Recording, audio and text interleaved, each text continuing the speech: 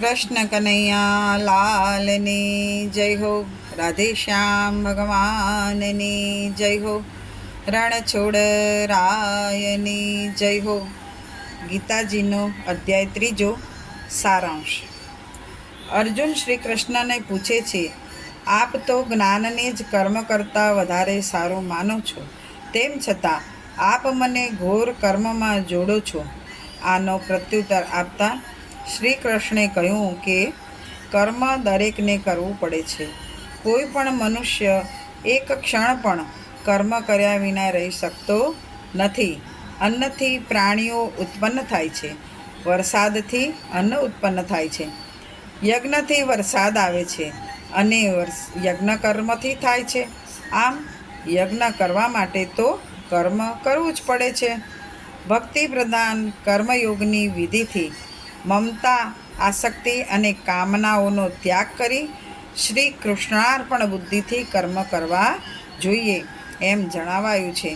શાસ્ત્ર જે કર્મો કરવા સૂચવ્યું છે તે કર્મો કરવા પ્રશંસા કરી તે ન કરતાની બુદ્ધિ ભ્રષ્ટ થાય છે તેમ જણાવ્યું છે. આ પ્રકારે રાગ દ્વેષમાં ન પડતા સ્વધર્મ પાલન કરવા માટે ભાર દઈને કહ્યું છે. વળી કામથી પેદા થનાર બધા જ અનર્થો અંગે સમજ આપી વિવેક બુદ્ધિથી ઇન્દ્રિયોને મન ઉપર સંયમ રાખવા જણાવ્યું છે. કર્મયોગ અધ્યાય 3. અર્જુને પૂછ્યું, હે જનાર્દન, આપે કર્મ કરતાં જ્ઞાનને શ્રેષ્ઠ માન્યું છે, તો પછી આપ મને ઘોર કર્મ કરવા કેમ કહો છો? આપ ક્યારેક જ્ઞાનની પ્રશંસા કરો છો તો ક્યારેક કર્મની પ્રશંસા કરો છો. આથી મારી બુદ્ધિ ભ્રમમાં પડે છે. દરેકે કર્મ કરવું જરૂરી છે. આથી આપ મારા હિત કાજે એક બાબત જણાવો. શ્રી કૃષ્ણે જવાબ આપતા કહ્યું, હે અર્જુન, આ જગતમાં જ્ઞાન વડે જ્ઞાનીઓની અને કર્મયોગ વડે કર્મયોગીઓની એમ 2 પ્રકારની સ્થિતિ દર્શાવેલી છે. નિત્ય નૈતિક કર્મો કર્યા વગર અંતઃકરણની શુદ્ધિ થતી નથી. અંતઃકરણની શુદ્ધિ વિના જ્ઞાનનો લાભ થતો નથી. જ્ઞાનનો લાભ વિના મોક્ષની પ્રાપ્તિ થતી નથી. કર્મ ત્યજવાથી મોક્ષની પ્રાપ્તિ થતી નથી.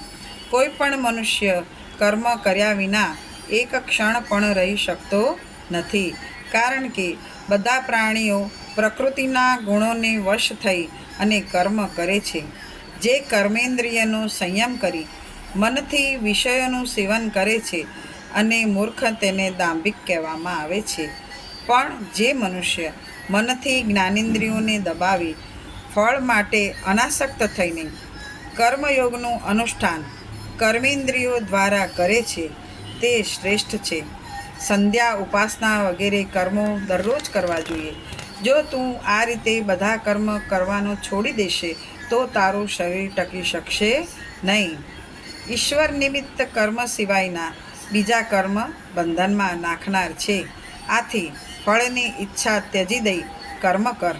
આ અગાઉ બ્રહ્માએ યજ્ઞ સહિત પ્રજાને સર્જી ત્યારે તેમણે કહેલું કે આ યજ્ઞ વડે તમે દેવોને સંતુષ્ટ કરો તો દેવો તમને વંચિત ભોગ આપશે. પરંતુ તેમણે તેમને જે વચન આપ્યું તે તમે દેવોને અર્પણ કર્યા વિના ભોગવો તો તમે ચોર ઠરો. યજ્ઞ કર્યા પછી વધેલું જમનાર સજ્જન છે તે સર્વ પાપોથી મુક્ત થાય છે. પણ જે મનુષ્ય પોતાના માટે રાંધે છે તે પાપનું ભક્ષણ કરી રહ્યા છે. પ્રાણીઓની ઉત્પત્તિ અન્ન વડે થાય છે. અન્ન વરસાદથી થાય છે. વરસાદ યજ્ઞથી થાય છે. યજ્ઞ કર્મથી થાય છે. કર્મ વેદથી ઉત્પન્ન થાય છે અને વેદ પરમાત્માથી ઉત્પન્ન થાય છે. આમ પરમાત્મા યજ્ઞમાં રહેલા છે માટે યજ્ઞાદિ કર્મ કરવા જોઈએ. જે મનુષ્ય જગતમાં યજ્ઞાદિ કર્મ કરતો નથી તે ભારરૂપ છે અને વૃથા જીવે છે. પરંતુ જે આત્મામાં રાચે છે, આત્મામાં તૃપ્ત રહે છે અને આત્મામાં સંતોષી રહે છે તેને કોઈ કર્મ કરવાનું રહેતું નથી. જનક, વૈદેહી જેવા રાજવી પણ ફળમાં અનાસક્ત રહી કર્મ દ્વારા જ ઉત્તમ સિદ્ધિ હાંસલ કરી શક્યા હતા. તેથી મનુષ્યને ધર્મમાં પ્રવૃત્ત કરવા માટે પણ તું કર્મ કર. મોટા માણસો જે કંઈ આચરણ કરે છે તેનું અનુકરણ નાના કરે છે. હે અર્જુન, મારે પોતાને ત્રણેય લોકમાં કંઈ કરવાનું કે મેળવવાનું નથી, છતાં હું કર્મમાં પ્રવૃત્ત રહું છું. જો હું કર્મ ન કરું તો બધા મારું અનુકરણ કરવા માંડશે અને કર્મને છોડી દેવાથી નાશ પામશે. આથી કરીને વર્ણશંકર જાતિ પેદા થશે. હું વર્ણશંકરતાનો સર્જક ને તેના અધઃપતનનું કારણ બનું. બધા જ કર્મો ઇન્દ્રિયો મારફત કરવામાં આવે છે. અજ્ઞાની મનુષ્ય કર્મમાં આસક્ત થઈ કર્મ કરે છે. હું કરું છું એમ માની લે છે, જ્યારે જ્ઞાનીઓ કર્મમાં આસક્ત થયા વિના પણ કર્મ કરે છે. હું પરમાત્માનો અંશ છું અને તેની પ્રેરણાથી હું આ કાર્ય કરું છું એવો નિશ્ચય કરીને જે કર્મ કરવામાં આવે છે તે મને અર્પણ કરી ફળની આશા છોડી દે. અહંકારનો ત્યાગ કર અને શોક રહિત થઈને યુદ્ધ કર. જે મનુષ્યો મારા વચનોમાં શ્રદ્ધા રાખી દોષ દ્રષ્ટિ વગરના થઈ અહંકાર રહિત બનીને મારા મતને અનુસરે છે તે મનુષ્ય કર્મ કરતો હોવા છતાં જ્ઞાનીની જેમ તે કર્મથી મુક્ત થાય છે. દરેક ઇન્દ્રિયને પોતાના રાગ દ્વેષ રહેલા છે. તે રાગ દ્વેષને વશ ન થવું. રાગ દ્વેષ બંને મોક્ષ માર્ગના શત્રુઓ છે. આથી કરીને રાગ દ્વેષ જીતીને પણ પોતાના ધર્મનું ઉત્તમ પાલન કરવું જોઈએ. પોતાના ધર્મમાં મૃત્યુ થાય તે ઉત્તમ છે, કેમ કે સ્વધર્મથી સુખ મળે છે, જ્યારે બીજો ધર્મ નરક અપાવે છે. અર્જુને પૂછ્યું, હે કૃષ્ણ, પોતાની ઈચ્છા ન હોવા છતાં મનુષ્ય કોની પ્રેરણાથી પાપ કર્મ કરે છે? શ્રી કૃષ્ણે જવાબ આપ્યો, હે અર્જુન, રજોગુણથી ઉત્પન્ન થયેલા કામ ક્રોધ મનુષ્યને પાપ કરાવે છે. આ બંને મહાન પાપી છે.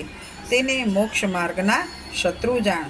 જેમ ધુમાડાથી અગ્નિ, કચરાથી દર્પણ, ગર્ભવેષ્ટનથી ચામડીનો ગર્ભ ઢંકાય છે, તે પ્રમાણે કામથી વિવેકના જ્ઞાન ઢંકાયેલ રહે છે. આ કામ અજ્ઞાનીને ભોગના સમયે સુખ અને અંતમાં દુઃખ આપે છે. જ્ઞાનીએ આ કામ દ્વારા થનાર અનર્થનો અનુભવ હોવાથી ભોગ ભોગવવાના સમયે પણ દુઃખ જ થાય છે. ઇન્દ્રિયો, મન અને બુદ્ધિ આ ત્રણ કામ એના આશ્રય સ્થાન છે.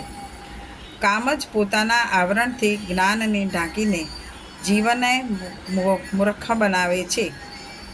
માટે તું પ્રથમ ઇન્દ્રિયોને વશ કરી જ્ઞાનનો નાશ કરનાર કામનો નાશ કર.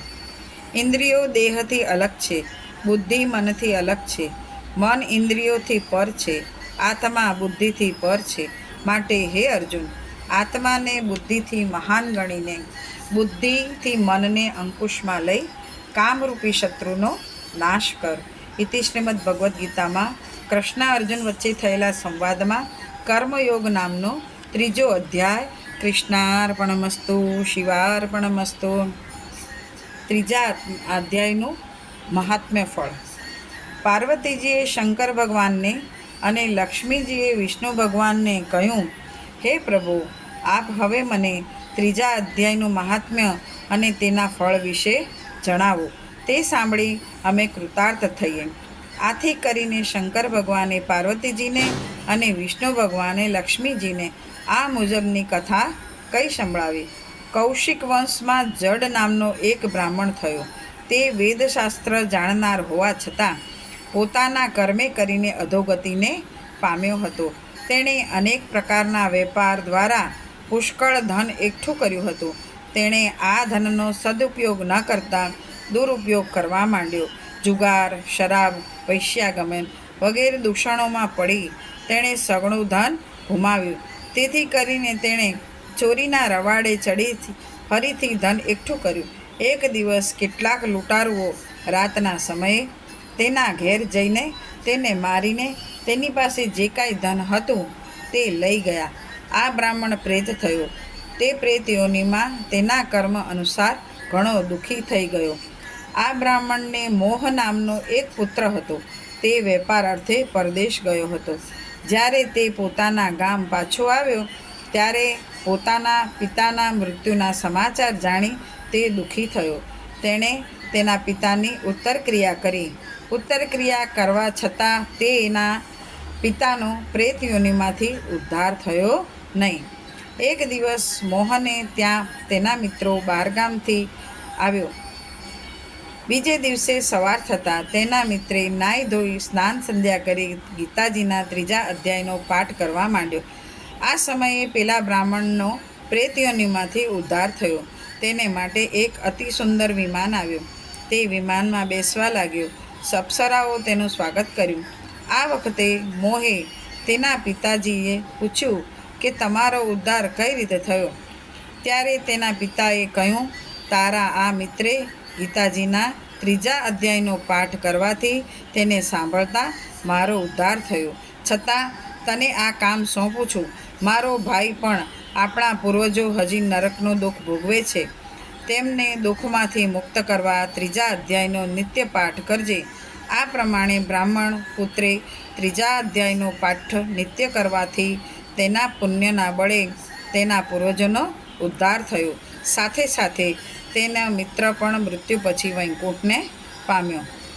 કૃષ્ણાર્પણમસ્તુ. શિવાર્પણમસ્તુ.